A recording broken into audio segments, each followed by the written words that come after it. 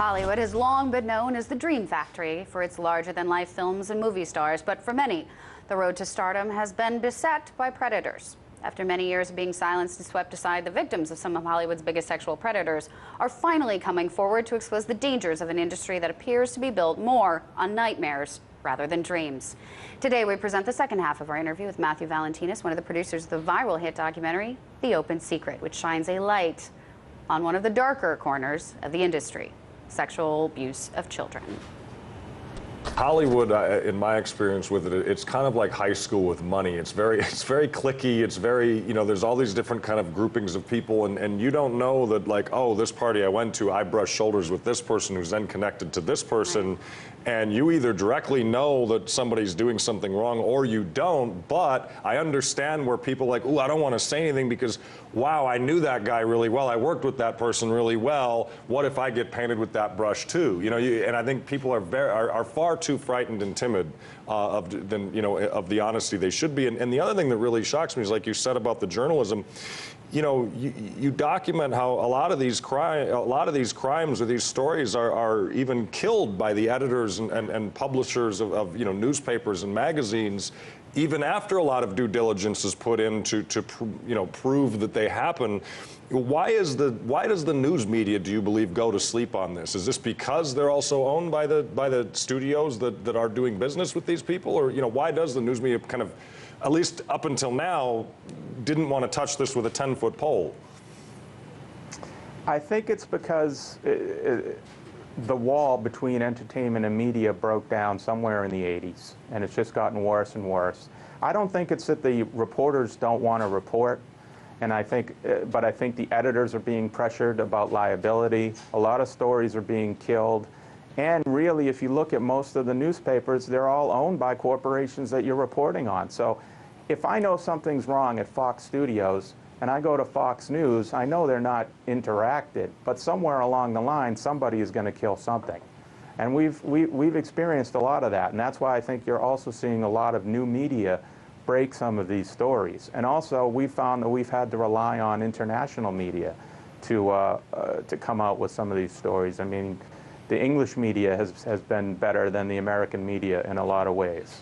And the trades should be disgusted and disappointed in themselves. There's a few good reporters we've been working with, but when you look at a guy like Peter Bart, who ran Variety for 20 years, are you telling me Peter Bart didn't hear anything about Harvey Weinstein?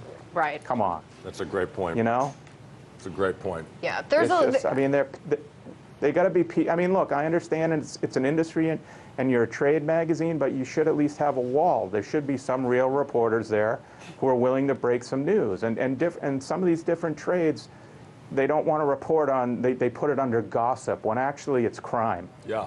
Yeah, it is actually one of those things that I feel like there's the idea that because you're in the entertainment business, you made a choice.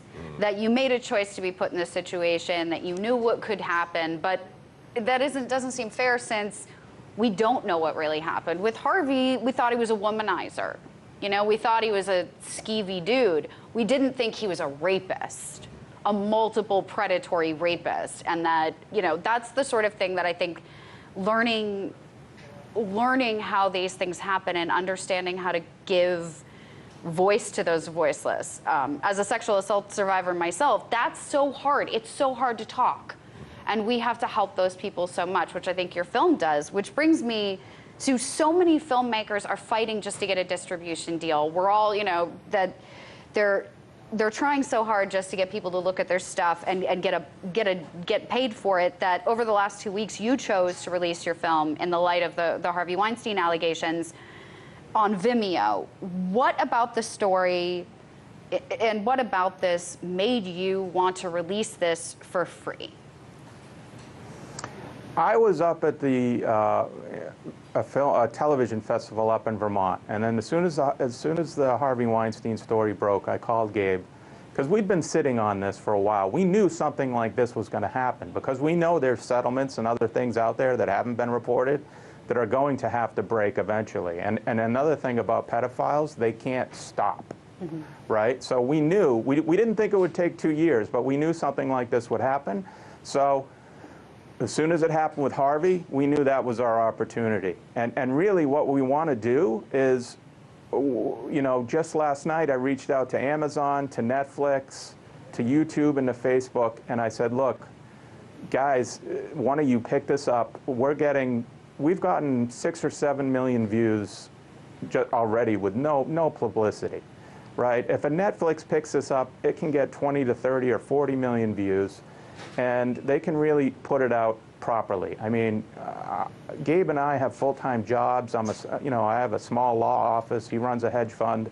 We're just trying to keep this going until someone picks up the mantle here, and we're hoping that one of the big networks does and gets this out to people in the proper way. And we have so much more information to hand off that we'd love to give this to, you know, reporters. I've reached out to so many reporters with so much information.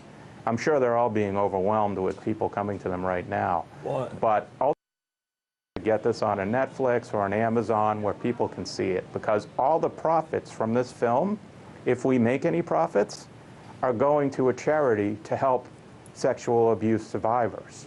And the more people that we're see not it, making a dime off this film. exactly, right? and the more people that see it, the more people can feel empowered to speak out for their own problem, you know, their own issues and the things that have happened. And this in is their a lives. drop. I mean, I think Netflix is spending $6 billion on development this year. You telling me they can't spend a couple million to pick up a documentary? Well, I certainly hope that they do. Matthew Valentinas, I want to thank you very much for coming on today. One of the producers of An Open Secret. Great film. Definitely people should check it out, and I hope